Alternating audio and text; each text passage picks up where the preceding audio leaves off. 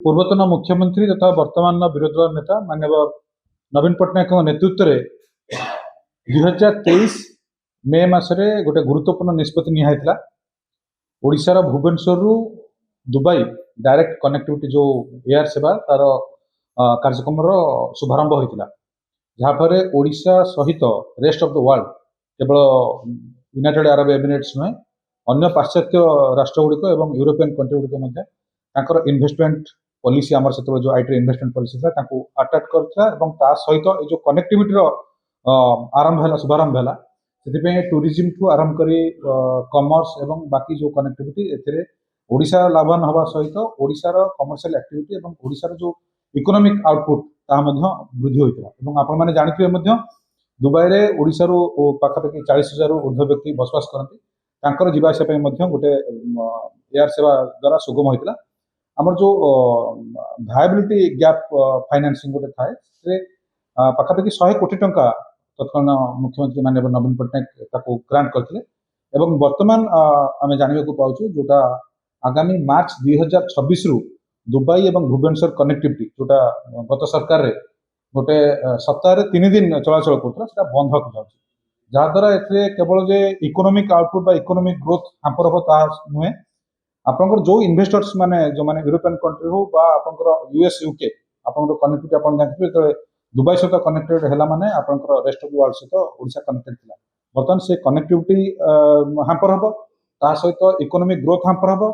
tourism और बाकी समस्त कमर्शियल एक्टिविटी एटा हांपर हम जोटा गोटे दुर्भाग्यजनक विषय और एटा वर्तमान जो बीजेपी सरकार जो डबल इंजिन सरकार सब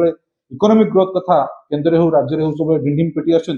आटा गोटे दुर्भाग्यर विषय और अपारगतार परिचय सृष्टि कर मु आशा करुशार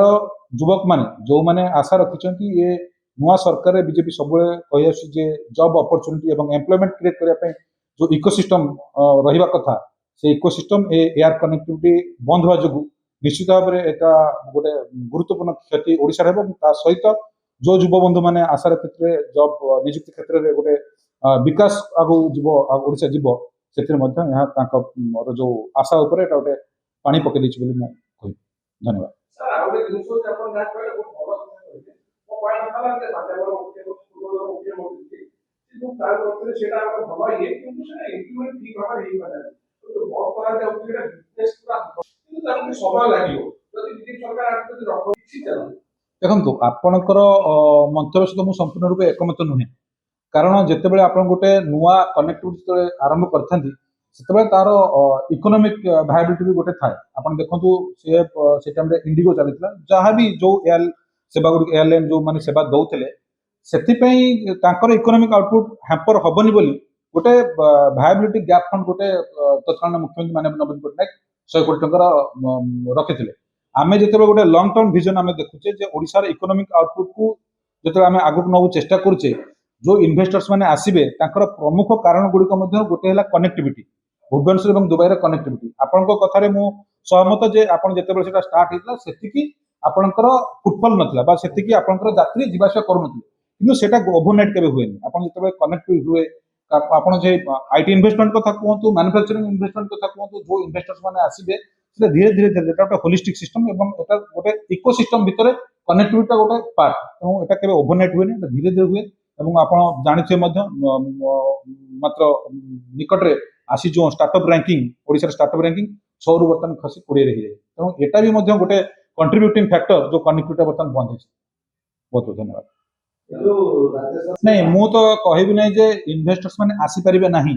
इन्वेस्टमेंट रो जो अपॉर्चुनिटी गुडा अछि ता भितरु हमर जेमते यूथ डिविडेंड गोटे ता सहित जो माने हमर स्किल डेवलपमेंट गोटे पार्ट जो इंजीनियरिंग पिला माने बाहर चंदी वर्तमान तांकर जो स्टार्टअप पॉलिसी स्टेट गवर्नमेंट रो अछि तांकु केमिति ग्रो करबे सहायक होछि एवं ता भितर गोटे होछि कनेक्टिविटी आपण देखंतु जोठी आईआईटी बा आईएम अछि